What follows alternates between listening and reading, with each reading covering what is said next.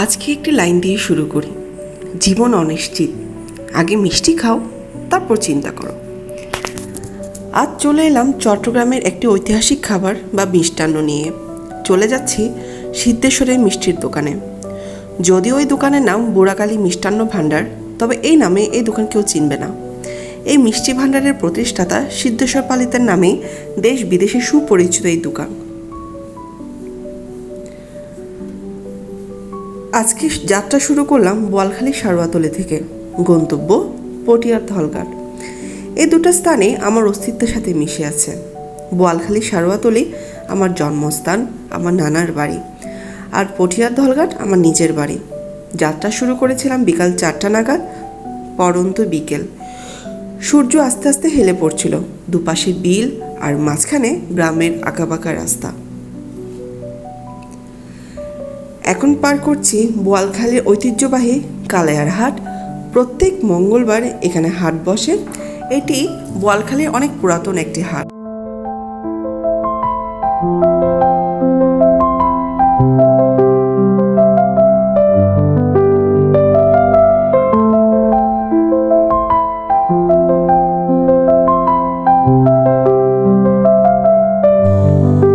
এখন চলে আসলাম ধলঘাট। চারিদিক প্রকৃতির এত সৌন্দর্য আসলে মুগ্ধ করার মতো। ইতিহাসের অনেক কিছুর সাক্ষী আমাদের এই ধলঘাট। প্রীতিলতার জন্মস্থান ধলঘাটে, যিনি ব্রিটিশ বিরোধী আন্দোলনের সময় আত্মাহুতি দিয়েছিলেন। এছাড়াও ইতিহাসের অনেক গুণীজনের জন্ম এখানে।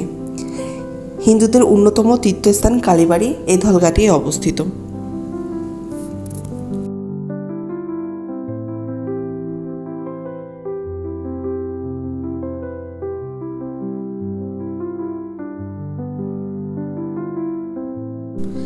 যেতে যেতে আমাদের গন্তব্যস্থল সিদ্ধেশ্বর মিষ্টি ভাণ্ডারের প্রতিষ্ঠা সম্পর্কে কিছু বলি।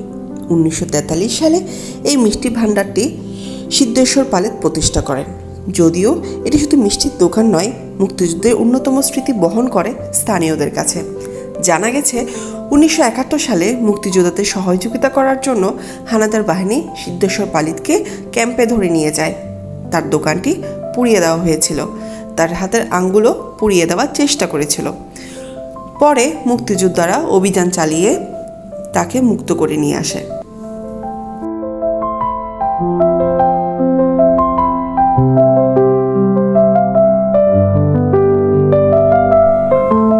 কথা বলতে বলতে চলে এলাম আমাদের সেই গন্তব্যস্থল সিদ্ধেশ্বরের মিষ্টির দোকান। বাইরে নেই কোনো সাইনবোর্ড, নেই কোনো চাকচিক্য। দেখলে বোঝাই যাবে না কত বড় ঐতিহ্য বহন করে এই মিষ্টির দোকানটি। 2001 সালে সিদ্ধেশ্বর পালিতের মৃত্যুর পর দোকানটির হাল ধরেছিলেন তার 4 ছেলে। আমরা যখন গিয়েছিলাম তখন উপস্থিত ছিলেন তার ছেলে মিন্টু পালিত। এখানে খাঁটি ঘি, রসমলাই, গরম গরম ছানার মিষ্টি সুপরিচিত।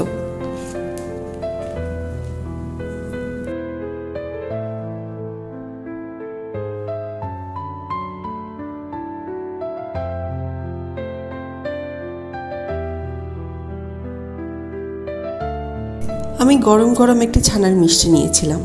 আহা, কি যে মজার ছিল!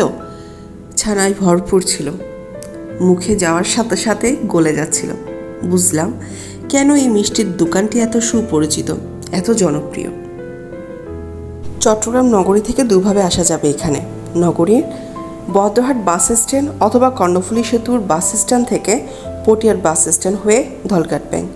সেখান থেকে কয়েক মিনিট পায়ে হেঁটে পৌঁছে যাবেন সাধু আশ্রমের অদূরে পুকুরের পাড়ে বুড়াকালী মিষ্টান্ন ভাণ্ডারে। আবার নগরী থেকে বোয়ালখালীর ফুলতলা, সেখান থেকে সিএনজি করে মুকুন্দারাম হয়ে পৌঁছে যেতে পারেন এই মিষ্টান্ন ভাণ্ডারে। যাওয়ার বেলা একটা কথা বলতে চাই, গ্রামকে ভালোবাসুন, দেশকে ভালোবাসুন। কারণ এই গ্রাম, এই প্রকৃতি, এই ঐতিহ্য আমাদের রক্ত এবং উপসারার সাথে মিশে আছে।